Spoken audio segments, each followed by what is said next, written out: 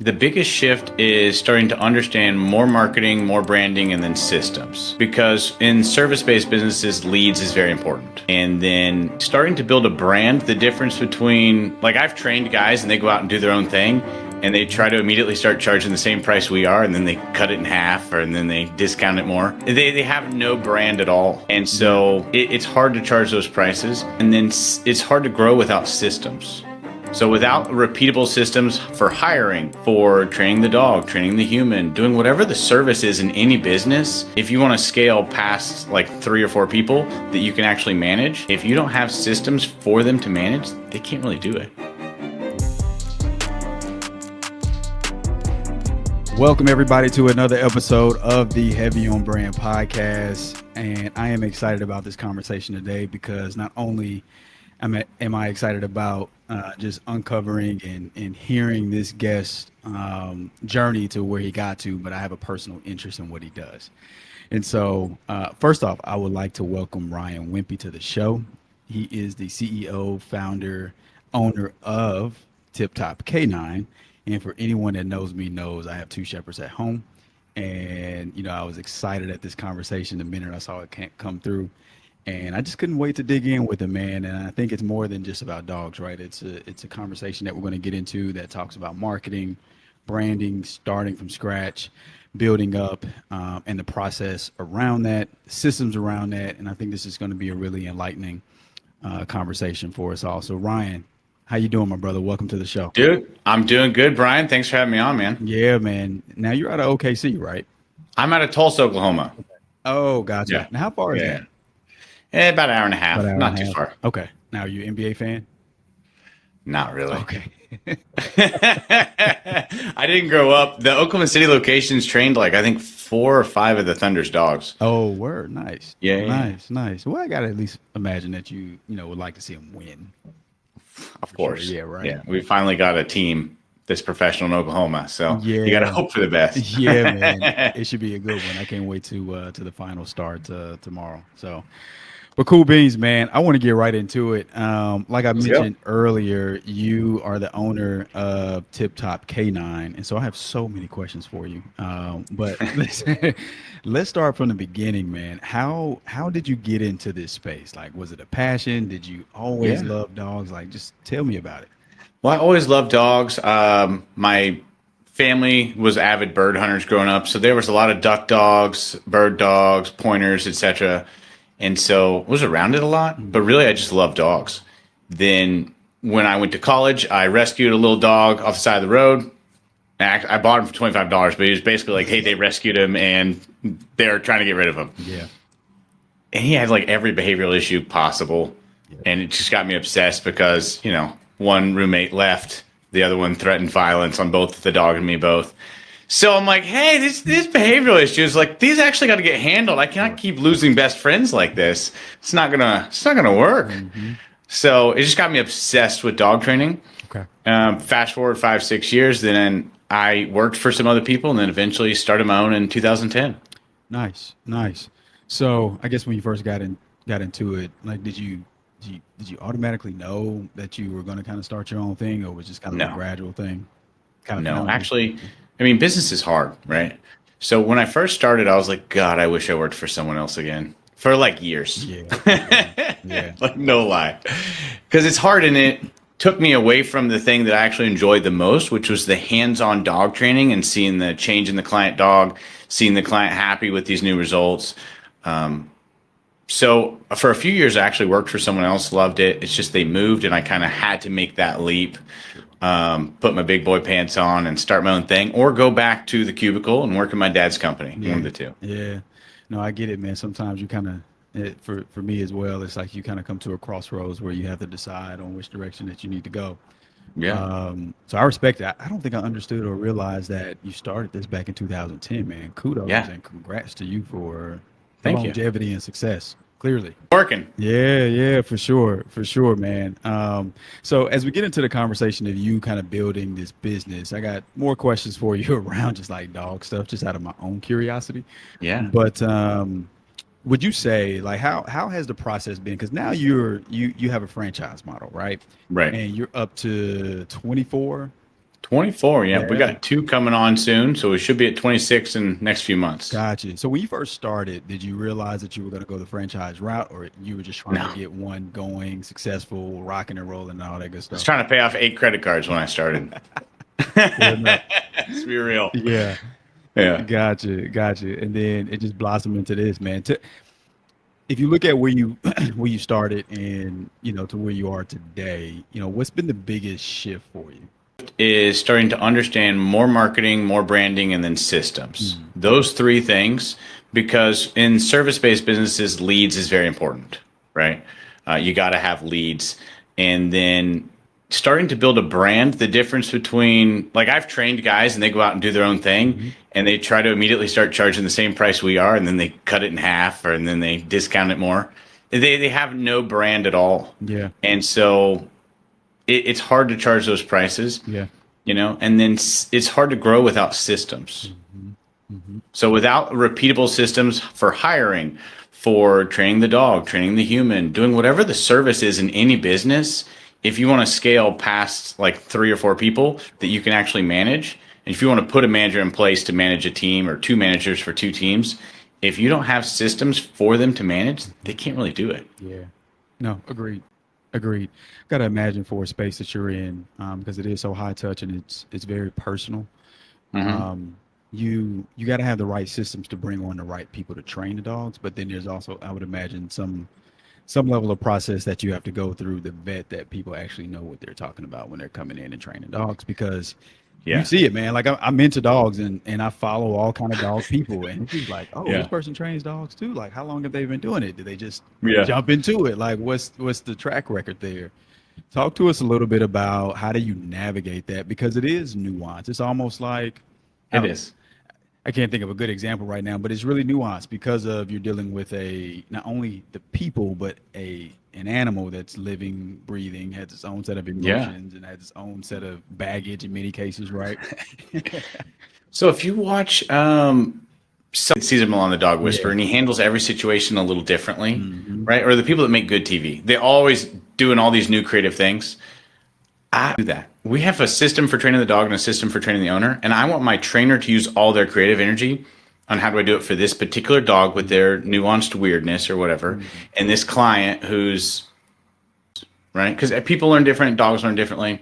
So, for instance, if I go into a home and the dog's aggressive, wants to bite the Amazon guy, I'm going to teach the dog to come. I'm going to teach him to sit on a box or dog bed, and then I'm going to teach him to not look at the Amazon guy. And if it's a different dog and I go in and it's a Chihuahua and he's scared, I'm going to teach him to overcome his fear and come, overcome his fear and sit on the box, and then not look at what he's scared at. Yeah. If the dog wants to jump on a kid when he's got a hot dog, I'm going to do the same 3 things. So, like, I would make horrible TV, but it's a system, and I'm applying it to whatever those issues are.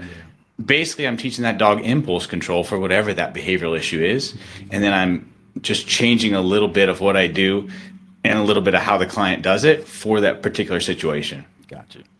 I love that, man. It reminds me of when we first got our boy, the black German Shepherd. He was a rescue. I think I mentioned this to you when we first connected.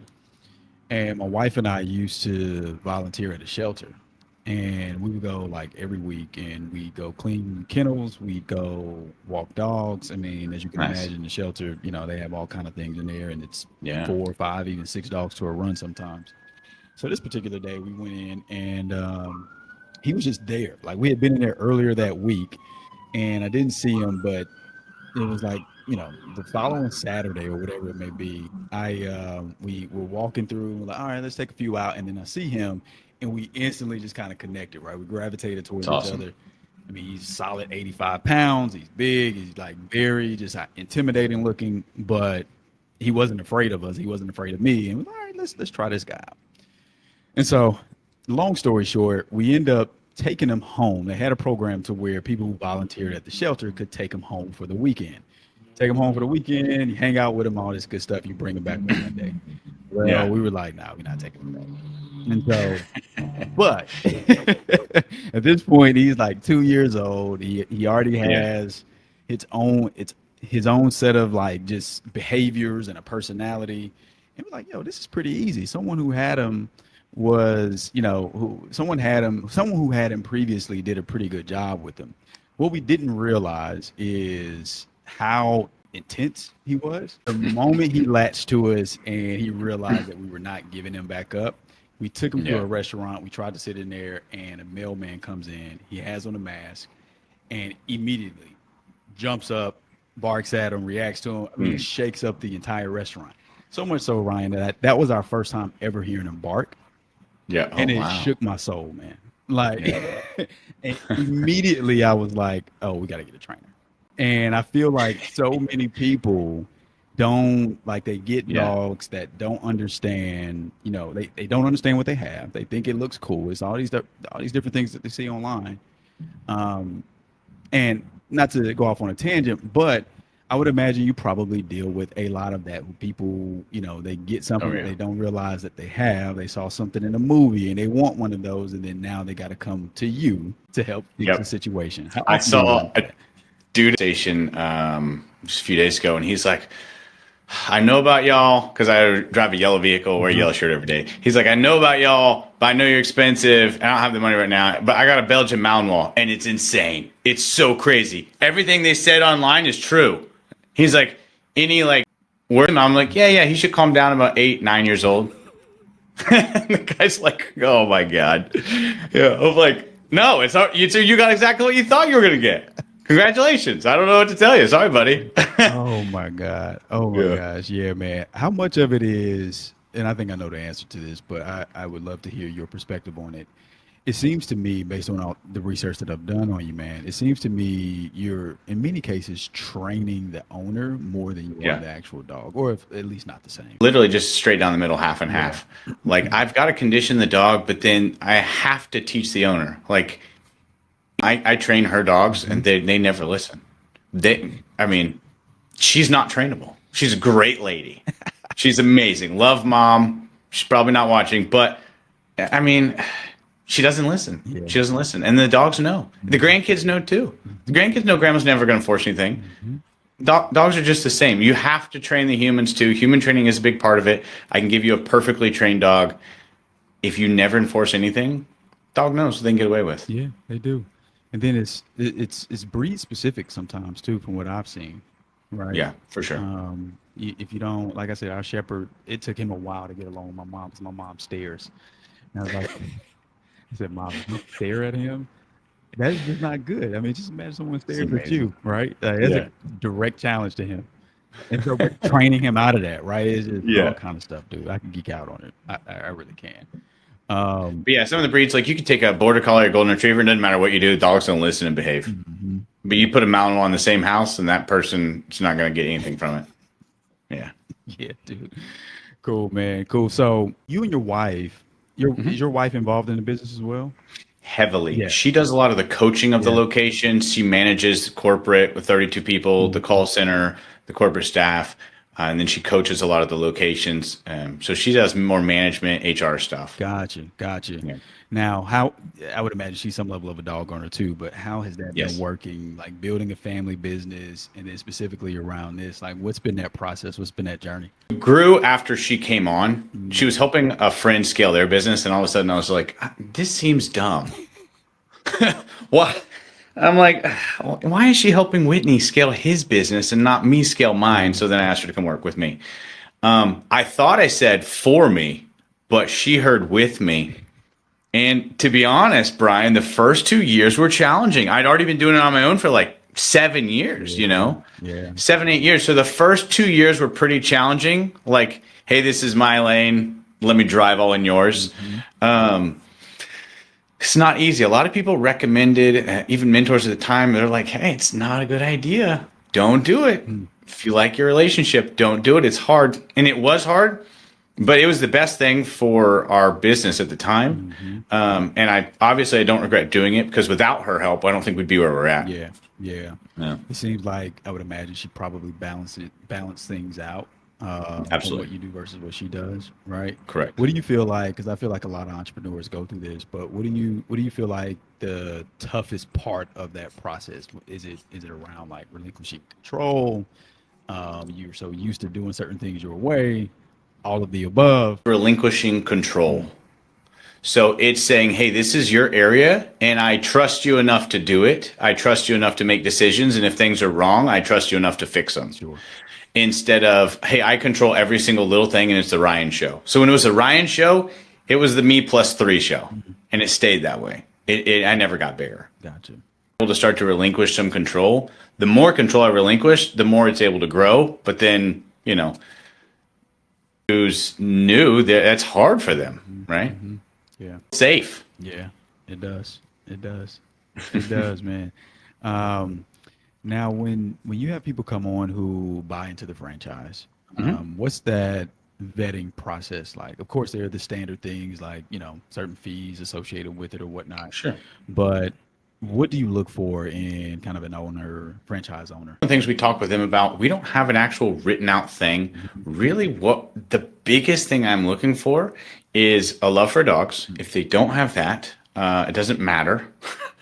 They have to actually love the dogs, and then they need a little bit of grit, hustle, muscle. Yeah. Right? That's the biggest thing, regardless of any franchise they buy. Now, our fees are really low. It's like $48,000 and includes gear and 6 weeks of training. Oh, wow. So it's a pretty low fee. Yeah. Most of our competitors charge like triple that. I want people with grit, even if they only have enough money for like half a Suburban, right? I still want to make that available for them. But that's really the biggest things. And then hand-eye coordination. I mean, the difference between me training a college athlete and training Karen from accounting is like 3 times as much work. Wow. Yeah. So even gamers that have finger-eye coordination, they're used to making little changes. They're used to assessing something all the time. Yeah. But the college athletes are used to being coached and changing little things. Okay. Both of those kind of make good dog trainers. We got a kid coming on right now. He's 22. He's going to open in Wichita, Kansas. Yeah. And but yeah, baseball gamer, lots of hand-eye coordination, lots of coachability. So then after that, they normally come in for a 10-hour shadow day. Okay. And then we actually work hands-on with them. Okay. Right. Gotcha. Then obviously we want to make sure they're good personality fit as well. But yeah. No, that's interesting, man. That's really interesting. But when you bring on kind of an owner or a franchise operator, I would imagine there's a level of this where they really need to be fully committed to this out the gate for several years, I would imagine, right? Because in this environment that we're in now, everyone's talking about, starting a business, buying a business, franchising a business, whatever it may be, and then people want to be absentee owners and all that good stuff. How does that fit within like the universe you're operating in? Because it is so hands-on and so personal, like it's your style. You just can't. Someone who is new to this space, you just can't come in, get training for 6 weeks, and then you're like, you know what? I'm a hire a general manager, and maybe eventually, right? But eventually, this is not that. So people that are interested in that, I'm like, hey, I think you need to look at like a Jimmy John's, right? If you have 500 grand in the bank, probably don't buy a Tiptop. Yeah. Right. Start to buy a Jimmy John's, get a loan for a 3-pack, and go that route and hire general managers and train people really quickly. Yeah. But when we have people's dogs, it's like they're children and they care a lot. The owner's going to be the one. We require someone at least a 40% owner to come to the initial training. Okay. Because they're going to train other people. We only have one location and it's actually our top performing location, but the majority owner didn't actually come to the initial training. But he came from the franchise world. Okay. He owns multiple other businesses. He is an excellent operator. Everyone else, we have people from all walks of life, HVAC, mortgage brokers, whatever. Yeah. But in the business, he's the only kind of exception. Like I said, he's very sharp. And his 1.5 years was ugly. Please tell if you can. Yeah. Well, so the minority owner came to training, trained her, great gal. Right. But then as the majority owner, he doesn't have a way to physically hands-on check the systems and processes. Right. He doesn't know if his manager is actually doing an exceptional job or not. He's managing his also business partner, right?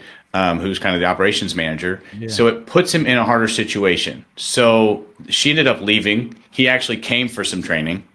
And And then we trained some more of his people, and now he's good. But now he at least has a baseline knowledge of the systems and how everything worked. Without that, it was a little more challenging for him to really make sure everything was 100%. Yeah. And Yeah. yeah, I can imagine. I guess what was that switch for you to decide that you were going the franchise route? Like, what year was that? What made you be like, you know Yeah. what? I think I can do this at scale. I know systems were a huge part of that, but Right. when did you make that call? Like, hey, this is what I'm going to do next. 2017, we were like, hey, it's time to expand. Okay. Our Tulsa location was running great. It was basically running if I showed up or not, and still profitable. So I'm like, okay, I'm working 4 hours a week right now, so it's time to start up some more locations. Yeah. So we opened 2017. We opened up 6 locations in different states, or 2 in Oklahoma, and then 4 in other states. We ran those for about a year and a half, 2 years until 2019, Okay. and those tractor setup model, it was our store and they were managing it, but we're paying them out a straight commission, like 1 check a month. Is those people are like, hey, check like 45 days later. So it's a good check, but it's rough. We don't know how to manage the cash flow, like kind of hard. So what happened is basically asking for it. So we did that type of model first, and then we're like, okay. Also, I was like, I don't know if I want to be traveling all over the place to every location nonstop because they're my locations. Okay. In there was the barrier to entry with dog training is low, kind of like what you said. Someone can hang that shingle and say, I'm certified. I printed it out myself. Look at this. Right? So anyone can go be their own dog trainer if they so choose. So with the barrier to entry being really low, the ways give people equity. Okay. Well, why don't we go franchising and just give them all the equity, their business, and they're going to care even more. Got it. And then that's kind of the direction we chose. That's cool. It's like you were patient enough to kind of listen and be aware of the signals to kind of guide you down, and you tried things too. Being patient enough, that's a very nice way to put it. I would say we use more of a ready, fire, aim approach. Okay. All right. So we took our shot, and then we realized we need to re-aim. Right? That's more in tune with reality. Yeah. Yeah. Yeah, because those are some very tough decisions that you have to make. Yeah. Right. And they impact, especially when you get to a point where the decisions that you make as a business owner, as a company, impacts the livelihood of everyone else that kind of falls within the imprint of what you have going. Right. But then respect to you all to not, I would imagine, I wasn't part of those conversations, of course, but to approach it and attack it from a place of like no ego, like, hey, we need to make some adjustments. We're trying to get better. We're trying to do these things. Yeah. I would imagine that went a long way, for sure. To go from 1 locations to 6, you don't know what you don't know. Don't know. So if you're like, cool, well, I want to grow. Okay, cool. Well, after you hit 6, then your ideas of what you want or what you think you need, they're probably going to change a little bit. Yeah. Every time. Every time we implement something within the business, you can guarantee that it's going to take longer than you expect. And it's going to be something that's going to go wrong with it. More often than not, for sure. Man. But you don't know what that thing is. You don't. You can't anticipate it. You can't do anything about it. It's the most helpless feeling sometimes. It really is. So I want to get into like what you've done to really, really build the brand. You touched on it earlier. But I love the fact that you stayed at a certain level, obviously, for a number of different reasons, but it seems like you really took your time to make sure that you locked in on the service, make sure it was as exceptional as it could be. You were focusing on the brand, you were focusing on delivering a quality, output, whatever that looked like, and the experience that people will have. And a lot of that, I think, in many ways, especially in the world of branding and marketing and trying to grow a business, sometimes people look at that and they, like you said, like they want to put up a sign and say, hey, I'm open for business. But the brand is usually reinforced in how you treat that customer day in, day out, and the consistency. And so you took the time to do that, but then there was kind of that next level where it's just like, okay, now we need to start putting out content. And I love what you shared with me around how you've really been able to grow your content game quite a bit, specifically on YouTube, because you went from, which is good to start with, right? You went from 4 or 5,000 Yeah, subscribers, right? 5,000. Yeah, and now you're over 230,000, and Yeah. in a relatively short period of time. So Yeah. what was that switch? Like, what was the game changer for you? 4 days, we added 130,000 Wow. people. Yeah. So the big switch that we said, hey, I got to go heavy on content Mm-hmm. is I was talking to a franchise lead, and we spend a lot of money to get these franchise leads Yeah. with meta ads, Okay. right?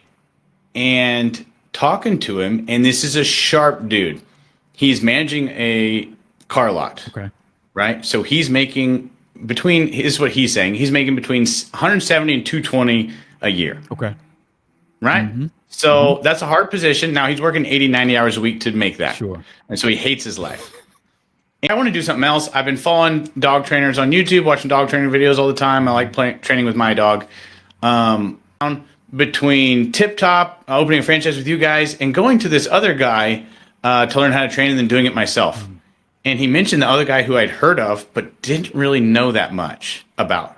Okay. Right? And I'm like, okay. So I go to his channel, and there's like 2 million subscribers. And I go to his website, and he's got 2 employees, and he trains out of his house. Well, so a lot of our locations start out of their house too. It's not a big deal. But this he's making 200 grand a year, and he says, I'm going to put my future in the hands of the guy that has 2 employees. Wow. And he really, there's trust there. He's watching all these guys' videos. He's talking about them. And I realize all of a sudden, he trusts this guy. He feels like he knows this guy, even though it's just this guy's content. He hasn't met this guy. He doesn't know anything about this guy. He'd only train 3 dogs a month. He has no idea. He's training on YouTube, and all his income is monetization, and he's training his neighbor's dogs. Legitimate business, it doesn't seem. Not going with us. Wow. Got like 32 people at corporate. We have agencies we work with, and so I'm like, unbelievable. And the thing that blew my mind is I'm like, okay, a lot of what you see on social media, whatever, it's not real. But this guy was sharp. Yeah. Sharp. He was not dumb. Very, very intelligent guy. So I was like, press. Full shot. Everyone, shots on goal. Immediately. Full court press on YouTube. YouTube's second biggest search engine. That's what we're going for first. And then we'll go TikTok next. So full court press. And we started throwing up content and seeing what worked. And when we started putting up content, then we could kind of see what worked, what didn't. And then we just kept putting up more. And I'm like, all right, well, respond to every single person as fast as you can. Poke the trolls, right? Hate bait the trolls, and just get the comments on there as fast as you can and engage with people. And we just kept putting up content. And then now we're starting to get in a groove. And so I have 2 people that basically 6 out of their 8 hours a day, they're working on videos. Yeah. They're working on editing content. Yeah. It's like that. And so now that's why our channel is just like, whoop, right? And so really we grew it. We started growing the subscriber base with shorts. Okay. And then now we're starting to focus more on that long content to build that trust and engagement. Yeah, man. I mean, yeah, it's crazy to hear that story, right? To hear that story and to know that this particular guy that you were talking to, he said he was sharp. You had conversations with him. He didn't know the other guy, but he had more of a relationship with the other guy because of the content. Trust this other trainer who's a YouTube personality with 2 employees than someone with 24 locations and 32 employees. I mean, I don't know how long the other guy's even been doing it, but we've been doing it since 2015. I've been training longer than that. Yeah. Or sorry, we've been doing it since 2010, so 15 years just with Tiptop, but I've been training longer than that. that's wild, man.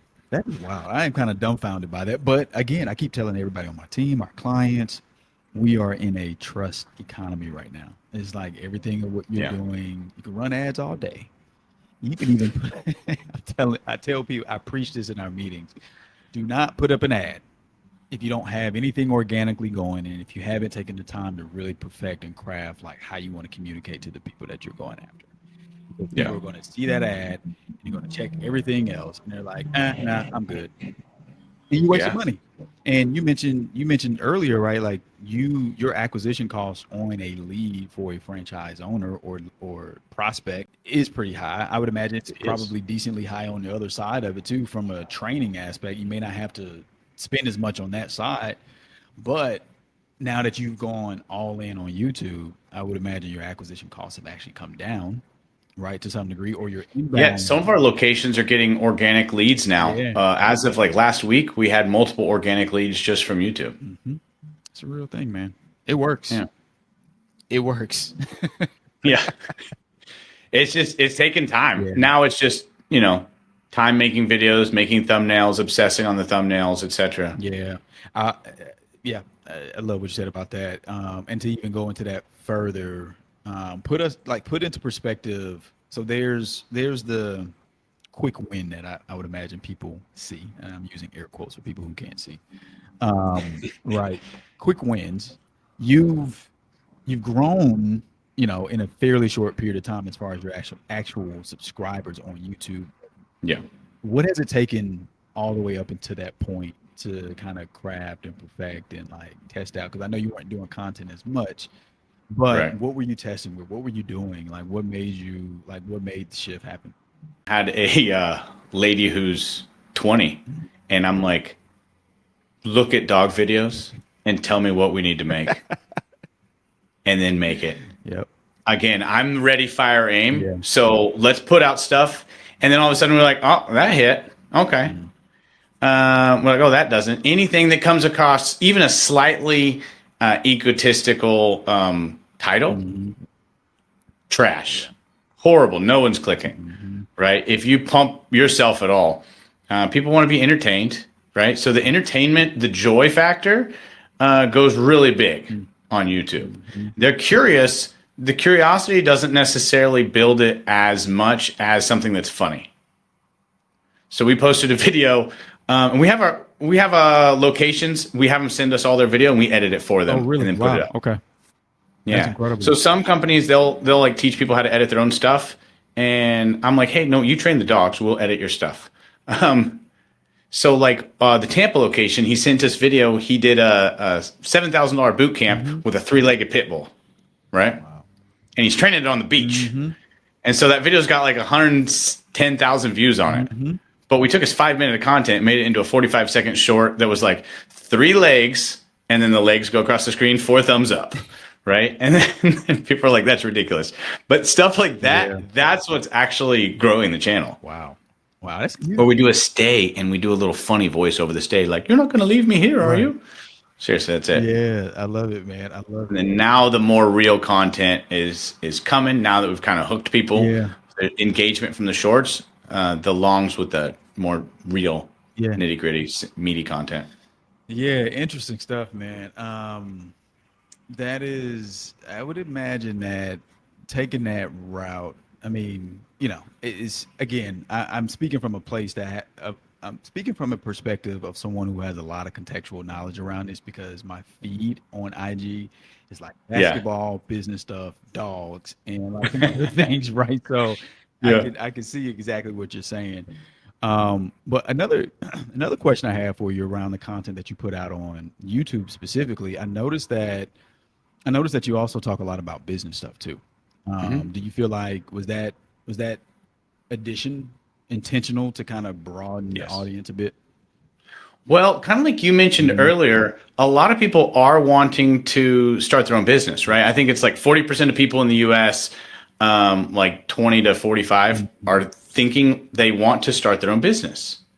So that means 40% of my audience. So our audience, we really see it as four audiences. I have the people that are dog owners that are not connected with us at all, right? But they're dog owners. They like dog stuff. I have the people that are like Tiptop family, like they're Tiptop K9 clients or Tiptop K9 trainers. Then I have people that are trainers, probably in other brands, but they're interested in anyone who has knowledge. And so they're following or kind of watching what we're doing. They don't know if they even like it or not, but they're watching. Or they hate us and they're still watching. Either way, I'll take that. And then the fourth is that person in one of those categories that also wants to start a business. So we do throw some business stuff, some hard hitting business stuff out there, but not a lot. It's not the main focus of the channel. Yeah. But I do want to hit people with that because I think that's some of our market, because a quarter of our locations were either corporate trainers or clients. Okay. So we have a lot of clients that have actually opened a Tiptop because they're like, what the heck? Like, we had a guy in Owasso, Oklahoma, small town. I trained 2 of his pit bulls like 9 years ago. He was an HVAC technician. And then when we franchised, he was like, hey, could I do this? And I'm like, yeah, for sure. He's like, oh, this is awesome. He was actually doing a rescue and using what he'd learned for free on rescue dogs. Yeah. And so for him, it was like a no-brainer. But a lot of clients, they've already seen how good it works. Yeah. They've already experienced the company. So that's why we put out the business videos. Yeah, no, that's cool, man. And one thing I forgot to ask earlier, but call out in addition to that, the fact that you all, and I don't know that I'm not a franchise expert, but I think you're the first person I've heard say this. For the owners that you bring on, like, you're actually taking their content and you're editing things and editing videos for them. Like, that's a huge value add for someone that's coming in and they're trying to, because, man, anyone that has played in the content game, like, it is some tedious stuff, bro. It is. And if you're trying to run a business and then do that on top of it, it's another business that you got to manage, damn near. It is. So yeah, some of our the normal thing for like a dog franchise or other service-based franchises is they're going to show you how to manage your channels. They're going to show you how to edit your own videos. But the difference between a good video editor and an awesome one, or like good and sucky, is huge hours spent on whatever platform you're using. We met with a TikTok influencer with like, she's got 2.5, 3 million followers or something. She can edit on her phone faster than anybody I've ever seen. But that's because she's posting like 5 to 7 a day. People like that, most people can't do that. And like our people, they love it. One went to school for this, right? The other one's just obsessed. Like, they want to do this. Like, this is their jam. The difference between that and someone who's like, I got to edit this real quick before I go to my next appointment. Like, you're not getting views. You're burning your time. I got a couple of guys on my team who live and breathe just content and editing, and I can't tell you how many times I've been with them. We've been on sites with clients. Yeah. And they're shooting stuff, and then they're on their phone, and 30 minutes later, like, they have 3 or 4 edits. And I'm like, dude, how in the hell? He's like, I know exactly what I'm doing before I shoot it, and I already have a vision. That's awesome. Yeah, man. Yeah. You got to be. Yeah. The difference between that and them showing someone else how to do it at that level, it's not going to happen. It's not that it's going to take a long time. It's just literally not going to happen. Yeah. It's not going to happen at all. It's just going to get lost in your phone or your computer, and you'll get over it one day, and it's just not or it's going to be 20% as good. Yeah. And so it doesn't matter that it happened. Yeah. Because YouTube's a hard critic. Yeah. They kill the videos so fast now. If it does not good content and it doesn't go up, they're killing those videos fast. Like, I have a few testimonials. We animate all our testimonials now, and lots of stuff moving on the screen. And I can see, like, they'll be like 2,000, 50,000, 300. And I'm like, YouTube just killed it. Yeah. No, you're right, man. You should give a masterclass on YouTube, bro. Not yet. Specifically for this. In your sector. You could do it. I think you could do it. Cool stuff, man. So what's the future look like for Tiptop, man? Like, what do you have on the horizon? I would imagine as you continue to scale and grow, expanding the franchise network or whatnot. If you feel comfortable, like, what are you working on next? What are you trying to do next? We're growing to 40 locations right now. We have a lot in the works, and then we're also releasing a book mid-September, dog training book. So pretty excited about that. And then we're trying to build that national brand. Like, we have 24 locations, but I'm in my city where I've been for 15 years. Last year I did a sales appointment training a manager, and it was a mile from my shop where I have 4 yellow wrap vehicles and a billboard facing the highway. And the lady goes, I saw your car the other day. Are you guys new in town? And I was like, damn it, I am still not doing enough. I've been in a mile from this lady for 15 years, and she asked if I'm new. And I was like, no one even still knows. So I think trying to push to 2 million subscribers on YouTube, getting to 1 million by the end of the year. That's our other big push. Seeing if we can hit 1.5 by next summer, by really just better and better and better content and just pushing that bar higher. I think nationally for all of our locations to bring in more clients, that's going to really help us along with a book launch. Yeah, cool stuff, man. I love the clarity of that vision. That's huge. That's huge. How does and I'm kind of, in many ways not tired of the conversation, but I feel like it's something that we have to have now. Sure. Whether it's externally, internally, we see all kind of stuff related to AI, right? How are you leveraging it in your business to help scale, systematize certain things?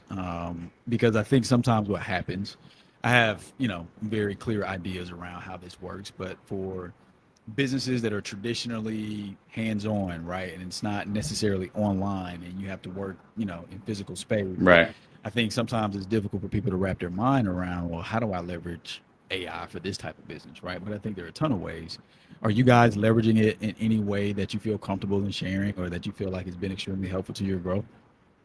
Yeah, I'd say so. A few ways. One, in our call center, we answer the phone and do all the billing for all of our locations. So we have call center software that automates a lot of stuff. And so like one of the things, so we'll call 3 numbers at a time, right? So it calls 3 numbers at a time. Someone answers, it hangs up the other 2, or if 2 people answer, it hangs up someone else's phones and plugs them in. Okay. So stuff like that. We're going to booking software that has Google Maps integrated into it, so they can't almost double book people, and that makes sure there's enough drive time between appointments. Gotcha. So stuff like that. Yeah. We're more hands-on. We're not using AI as much. Yeah. Now, for some of the thumbnail stuff and some of the editing, that's really where they're using it a little bit more. But even then, we try to keep don't take every wrinkle out of the face, because I think even though it's getting better and better and better, people, at least still now, maybe not in 2 years, but they know if something's like a little off. Yeah. Like even on one of ours, I'm like, hey, this photo looked very real, and now it looks almost AI generated. Like, undo those edits.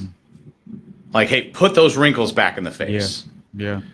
Anywhere where we can overlay it on top of a process we already have. So like, I don't remember what the program is, but they use a AI to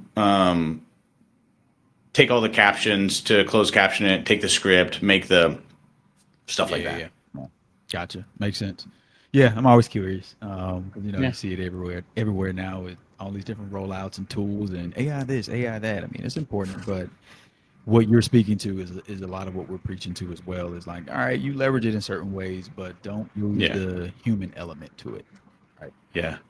The one way I forgot about this. The actual biggest win we've had on it is I was on a podcast with this AI expert. He showed me how to make a custom GPT sales trainer. Okay.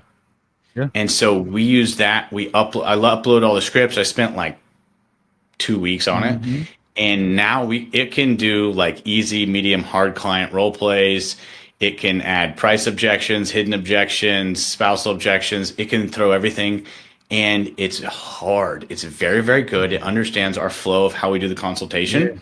And ours are not like, we're going into someone's houses, so they're not like super salesy. And I need them to not come across salesy. Right? This should just be literally a consultation, but still help someone along the process. And that has been a game changer. Really? Yeah. It's so good. And it'll come up with more scenarios. And if you and I just role played, it'd be one thing, but the app is like ruthless. Yeah, it's way harder than a real role play. Huh. Yeah. So that's the biggest win, because we've had a lot of people use that, and we can just do new scenario after new scenario. And then that has been a huge win. It's just on a custom chat GPT. Yeah. No, I get it. That's cool. Now, do you guys, how do you, and again, I'm going back a little bit as you're saying things, I'm remembering other questions that I should have asked you, but how do you all go about picking your locations, or like where to open up, a franchise based on like where the interest is, or do you have to have kind of a, what am I trying to say? An easy way to navigate, or getting there or travel there on a consistent basis? So are you saying on the homeowners or on how we figure out which location would be good for someone to open a franchise in? Open a franchise. Yeah. Okay. Perfect. Mm-hmm. So we actually use a professional territory plotter, the company that does Dunkin' Donuts. Yeah. And so what he did, he's like super nerdtastic, right? So this guy takes 2 years worth of data from all locations, and then he figures out who our ideal and likely buyer is of our high-end and middle packages. And then he builds demographics within 30-minute drive times around those. So like our 4 core is 30 to 54 years old. Normally they're either 200 grand a year plus, right? Homeowners with some education. They're anywhere from 100 to 200 grand, homeowners with education. Both of those are families. And then there's basically the mirror of that for single people. Gotcha. Yeah. Simple. Yeah. And so I was like, well, that makes sense. But yeah, so the higher the home ownership and the higher the education, the more they're actually spending on dog training, which I would have never guessed. So then he can literally plot those and on a map and then draw a circle around it within 30-minute drive times and go, okay, this would be a good location. This would be a good location. This would be a horrible location. Guesswork out of it. That's incredible, man. Yeah. Yeah. Huh. Well, I know we're getting kind of close to our time here, man, but I got a couple other areas I would love to get your thoughts on. And this is specifically, or I guess more broadly around just entrepreneurship, right? Because you've been in it for a while. You've seen it multiple stages from startup to sustaining to growth to scaling and things of that nature. Right. What's the biggest misconception that you feel like people have around entrepreneurship and building a business? In my opinion, the biggest misconception with entrepreneurship is that it's going to be easy. So if 20% of businesses are failing in a year and 50% are failing within 5 years, how I read that stat is 20% of people are quitting in a year and half of people are quitting in 5 years. And that's because it's freaking hard. Yep. Business is hard and you can't believe everything you see on YouTube or TikTok. They make it look easy. They do. They make it look easy. Like, oh, I just need to buy his course and I'll be rich and have a Ferrari. And that's not real. No, it's not. It's not. Far from it. Far from it. Ryan, today, what would he tell Ryan from 10 years ago? 10 years ago, Ryan, I would say, hey, dude, you're not as smart as you think you are. Release some of the control to other people faster. You don't need to control everything. And I would probably just say that like 20 times and beat it into his head. Yeah, that was the biggest limiter. I was my biggest limiter. It was like a few years of my wife being like, hey, do you like the Ryan show? And I'd be like, I think so. And it's just younger and I had too much ego and pride and didn't think anyone could do it as good as me. Yeah. And that was a huge limiter. And then, we had guys that I trained and outdo me on sales records and stuff like that. I mean, that's life. That you should take that as a good sign. Like, oh, you taught them well. They had no experience, and now they're performing better than you. You should be very happy. But I think I had too much ego before. Yeah, we all been there. All been there. Sometimes still there, depending on the day, right? No doubt. Well, cool, man. I won't keep you any longer, man. Again, I really appreciate your time and transparency around this. Like I said, I could have a whole nother conversation with you for another 2 hours just solely around it. It's something that me and my wife are really, really interested in. Nice. And we have all the stuff and the things, and we got to drop it. We picked him up from daycare the other day because we had to go do some stuff. But it is, kudos to you and what you've been able to build. Thanks, man. It's really incredible to see, and I appreciate you again taking the time to join the show, man, and just sharing some wisdom and insight. Of course. Thanks for having me on. Yeah, anytime. Well, ladies and gentlemen, thank you again for joining and tuning in to another episode of the Heavy on Brand podcast. And let me mind my manners. Ryan, where can everyone find you? Give me the website. The handles, all that good stuff. You're good. Tiptopk9.com, TIPTOPK, and then the number 9.com. You can look us up on YouTube, same thing. If you want to hit me up directly, I'm only on LinkedIn. Most of my time is spent on our Tiptop K9 socials. So I'm on LinkedIn, Ryan Wimpey, Wimpey. There you have it, folks. y'all go out and connect with Ryan and Tiptop, and get some good lessons around dog training and building a business. Ryan's a real deal. Thanks again, my brother. See you around soon, man. Thanks, man. If you enjoyed this episode of the Heavy on Brand podcast, be sure to like, subscribe, and hit that notification button. If you need more information on all things marketing and branding, check us out at thecarbonthread.com. Until next time, stay heavy.